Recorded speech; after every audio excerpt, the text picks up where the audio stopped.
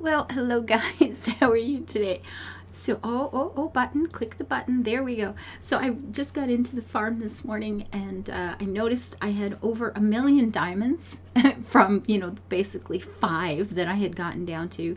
And I thought, well, I wonder who's been here tonight. And I should have known. you know, I'm almost, I'm kind of glad. Not almost. I'm kind of glad that I don't have to, worry about having children again in the future, because I'm not going to be doing that, because I feel like I'd have to offer him my firstborn son or something to be able to say thank you, or firstborn daughter. And I couldn't do that because she's bigger than me and she'd whoop him. So, it would have to be the firstborn son or the secondborn. Just, it's the first is supposed to be the one that you offer in great thanks for great sacrifice, right? It's like, oh my goodness, he's done so much. So look at that. There's over 1,000,000, and I've already spent some. Is the thing. When I logged in, the first thing I did was go click on the warehouse. It's like, oh, I have diamonds. Do the clicky. That's pretty cool. That is very, very, very nice. So I don't think we're quite at the halfway point. I think it's I was saying level 144, I think, is what Twisty Maze worked out to being the actual halfway point in terms of how many diamonds you need. So, and we are only at 122 until right now, when we are at 123. Woo! I have enough mushrooms for the next clicky too. We are at 1, 2, 3. That's a good number. So it is spring and I need to be planting more things, but I'm going to go ahead and we'll go ahead and clean this field up. So I had a Dutch engineer look at my canals here this morning, and I sent pictures and said, okay, I have a question. And it went, yeah, that'll work. That looks great. And then he posted back this lovely little video. It's 1 minute long, just a little animated thing of, how the polders, and I'm not doing the polder thing on here because I can't. There's no way for us to do actual landscaping and raise the land or anything, but a polder was simply, we need a we need a spot we need a field, we need more land. And they would dig a big circle or something, a ditch with an embankment, and then start putting up windmills and pumping the water out into the canals. So you'd have like a hill with a ditch in the middle and another hill, and then the land that you're trying to actually to dry up. So you'd pump out the water from the center into the ditch that you've created that has basically, a dam on either side, the polder, I guess.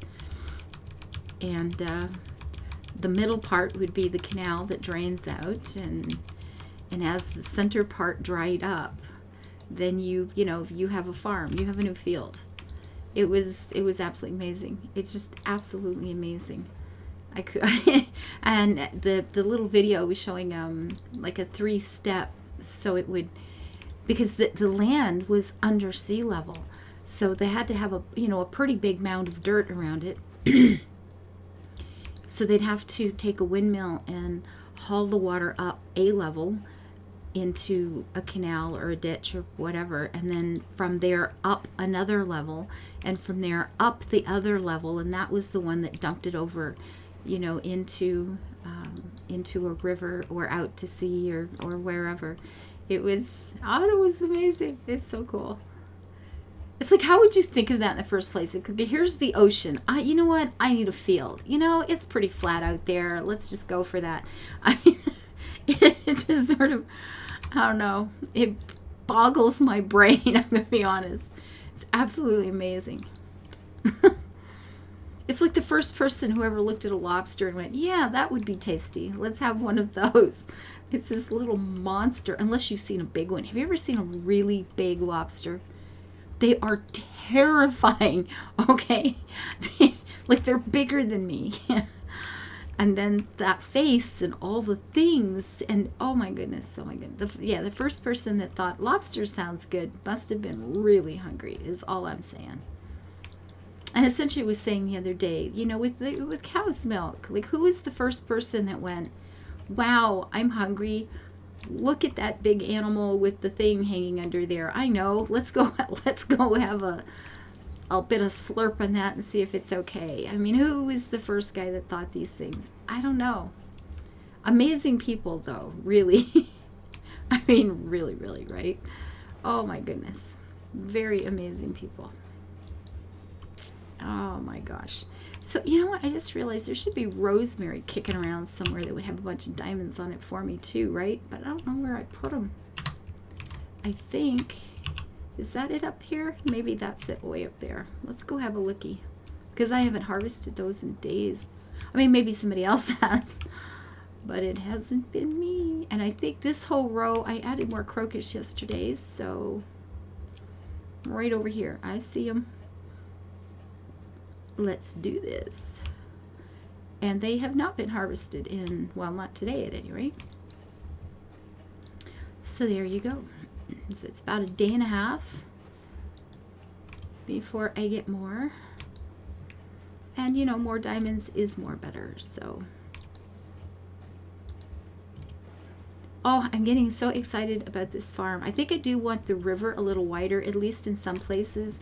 And then I'll get back to working on the canal system in the south there. And, I don't know. It feels so different than any farm I've done before. Actually, it feels different than any farm I've seen before. I can't picture anybody's farm. And I take a lot of screenshots because I go back and look at them and go, oh, that was so clever how they did this. And oh, they planned that so much better than I do. And, you look at different things, but I can't remember ever seeing something that was just a single farm, without all the housing and all the rest of it. And I don't remember. I have seen, a line across here that's all fish. I've seen that sort of thing, but I don't think I've ever seen this sort of choice made. It just, I don't know. I'm quite happy. It just feels different, and it's fun. Is this it? Is this where I need to be? Why, I do believe it is. Pink wisteria. Oh, wisteria is so beautiful in real life, isn't it? Stuff is just glorious. Not that I can grow any here in Canada, mind you, but it really is very nice. Maybe I'll get to live somewhere someday where I can actually grow some. So I went the wrong way with this.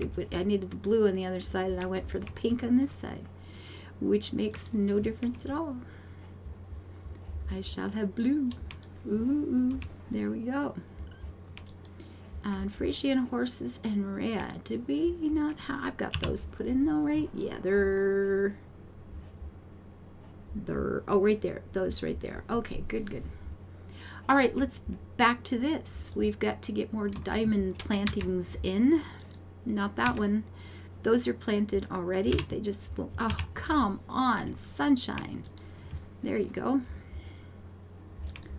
There you be. So during my stream yesterday, I was streaming Motorsport Manager. I do that on Mondays now. And I really like car racing, and I like horse racing even more. Although to watch, I think I like Formula One to watch better than horse racing, but I do love horse racing. I love the world. I love the horses, the breeding plans and pedigrees and green open fields with these glorious sleek animals running across it. The barns are pretty, and Kentucky is one of my favorite places in the world because, man, that state is just all about the horse and about thoroughbreds in particular, but just horses in general. The Kentucky Horse Park is, if you are a horse person, If you like the animals and you have not been to the Kentucky Horse Park, then you really need to add that to your bucket list right at the top and plan to go. I don't know if COVID is allowing things like that to be open, although most of it's outside, and if they limited numbers, it'd probably not be an issue at all there, but it's a fabulous place if you love horses. It is absolutely wonderful. And I've been fortunate enough to be there a couple of times in my life, and I like it. I like it a lot. A whole bunch. And if you get down that way and you are in Kentucky, then look up places like Claiborne Farm or Secretariat is Buried, and some of the other big racing stables, because a lot of them have tours, and you can come in and they'll show you around, and you get to see some of the horses that you only see on TV, things like that. It's really very pleasant. It's very, very nice. And I've found the people just to be, the people in Kentucky were very nice to me. They were, Kentucky is pretty cool.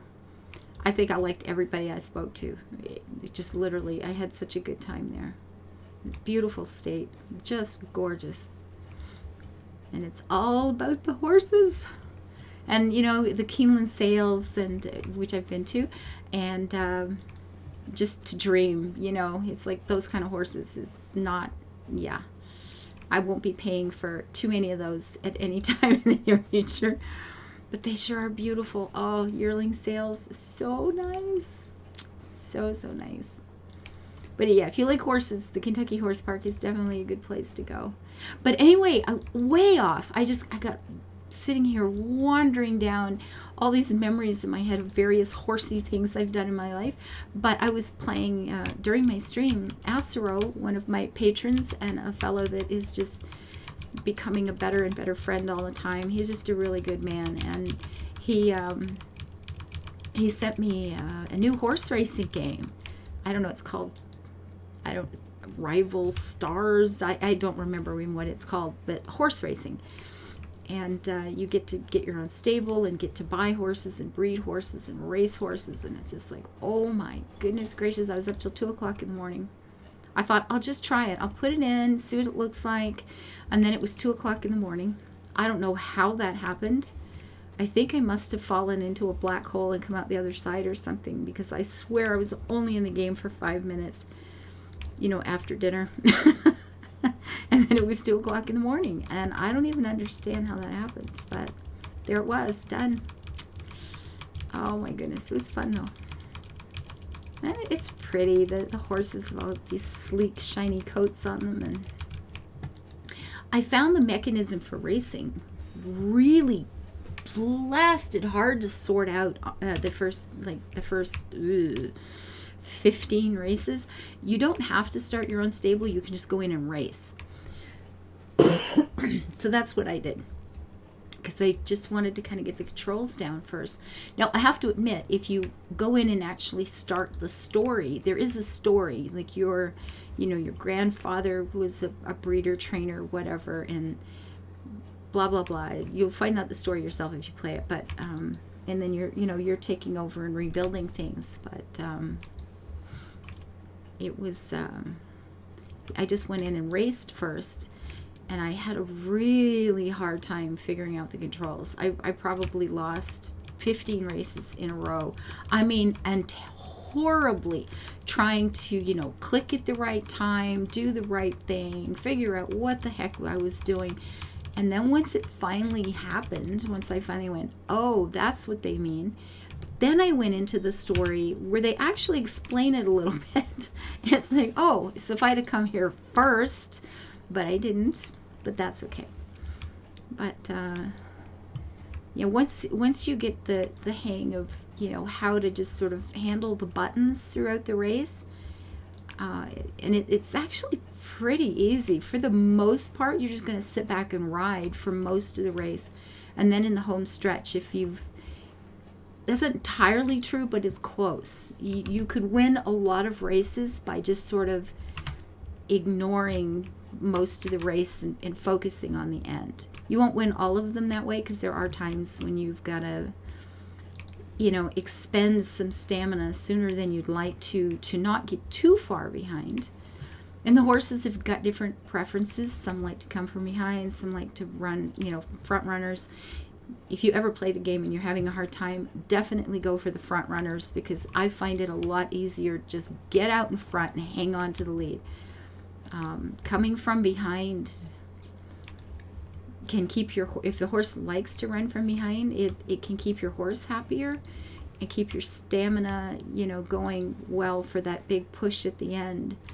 But if the front runners get too far ahead of you, you're gonna, you know, it's really hard to recover that much ground.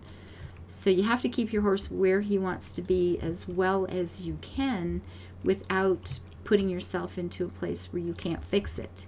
You know, you've got to be able to stay in the I can still fix this range. I guess I'll put it that way. Yeah. But I really enjoyed it. I really had a good time. I liked it. I got up this morning. It's like, I want to play horse, and I didn't have time. I don't have time today. Maybe later. Well, this evening again. I guess this evening again I'll give it a shot. But it won't be today. It won't be till after dark. But I have a new foal. I want to go see my baby. It's so cute. So I bought a mare, and I raced her 3 times. We won all 3 races. I felt pretty good about that. And then I bred her, and her foal came out pretty nice. And there was a way to sort of give your foal the best possible start for later and sort of improve their stats that I did not know about for my first foal. So I missed that part, unfortunately. But I raced that one. That filly grew up, and I raced her, and she's won everything I've put her in, because she's actually better than her mom. And I have to admit, I got really fortunate. There's some randomness to the stats, of course, because there will be. So I bred her to a stallion that had a particular, trait that I was hoping to get, but I only had a 30% chance of getting it, and I got it. So actually on 2 counts like that, I got quite, or maybe the game just gives it to you the first time out, Maybe the game just makes sure that you get it. It says it's this, but they're really, being kind to you, so you like the game. I don't know. But then I bred when she got older, and she's won everything she's been in. But I bred her last thing, and we have a new baby. And by then I knew ways to take care of the baby, to actually nurture it, when it's just quite young. And that foal grew up a lot better quality than she started out. So I haven't raced her yet. She's now trained, to the first level and ready to start her career, but I haven't gotten there yet. But I will. Oh, geez. So many shards, guys. So many Swiss shards. But it works. It's a method. You do the questing items, and then you plant, sort of just pick 2 high-end items that you don't mind looking at all the time and plant lots of them. That's about it. And if you're not using the mod, these take a while, so you just plant a whole bunch of them and then go away and do other things. Take care of your animals and do the smaller questing plantings and blah blah blah, and come back and reap the rewards later. So we need broccolis. How many broccolis? Only 80. Okay. And 150 melon. Well, we'll get to them when we get to them. Right now we'll do the broccolis, and then we'll plant more sharp. As you do.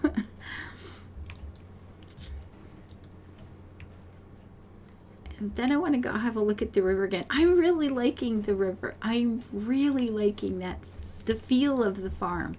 That there'll be sort of, something more natural going through it. It's not going to be all straight lines. And the straight lines will be looking like something that the farmer chose to put in, you know, the canals and stuff. And I did learn something. Remember I said that the larger canals had to go all the way around the field. Actually, that isn't true. That is how the older ones were done, but not necessarily the new ones today.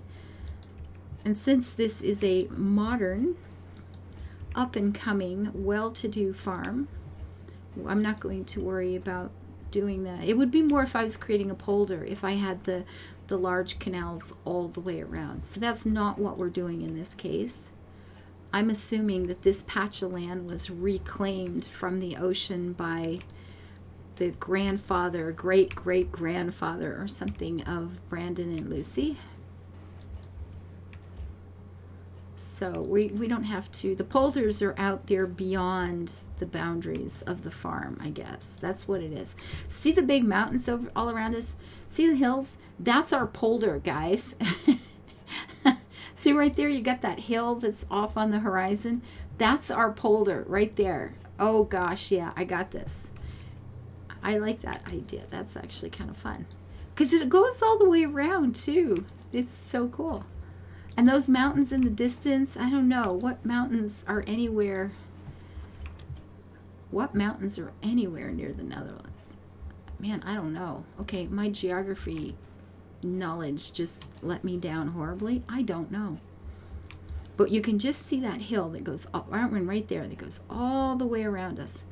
Even in front of the mountains. See, the hill is right there in front of the mountains. That's our polder. We got this. Oh. So fun. I'm glad I noticed that. So we're sitting here in this little farm below sea level, hoping that climate change doesn't end up destroying our entire life and legacy, and all gone. It could happen.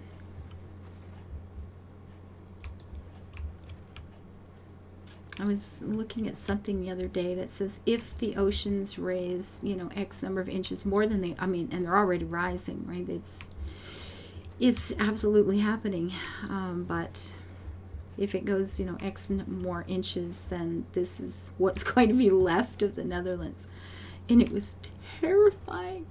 I figured the only thing about that you know will probably end up being okay is that the Dutch people will just go, oh yeah, watch this, and they'll just come up with some new technology, and the Netherlands will end up twice the size it is now, while you know other cities around the world are disappearing underwater. The Netherlands will just bloom into the world, you know, world leaders or something, because they have some practice.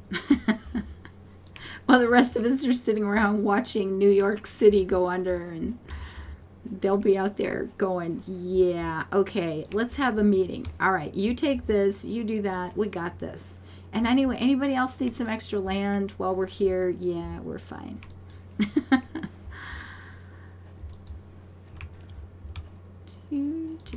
Okay, I have to do some planting. I will keep doing this. And I think I'm going to call this one done. I just wanted to touch in with you. And you guys hear this one. I think I am out of town again. Yeah. So, man, my days trying to record ahead, and the new schedule, not really a schedule that I'm living by these days. I'm wandering around dazed and confused a lot. Oh, my goodness. But it's okay. I love the autumn, and it has just been, oh man, every time I can get outside, I'm just so happy. It's so beautiful. So you guys take care. We're mucking away here on the farm, and just, I'm mostly doing this because I feel really, really guilty that, you know, Twisty Maze is doing all the planting here lately. So I figured, you know what, I have to contribute, guys. I totally have to contribute. But I will get back to the next one. We're going to get back working on the river and the canals, because I'm actually quite excited. I can't wait to see that one half, that southern half done, just so I can stand back and go, yeah, that one right there. I'm so happy. Take care, guys. Until I see you next time. Thank you for all that you do. Patrons, I love you to death, guys. I really Really appreciate you so much. And everybody, the thumbs up, the comments, the views, the follows. You're wonderful. Bye-bye.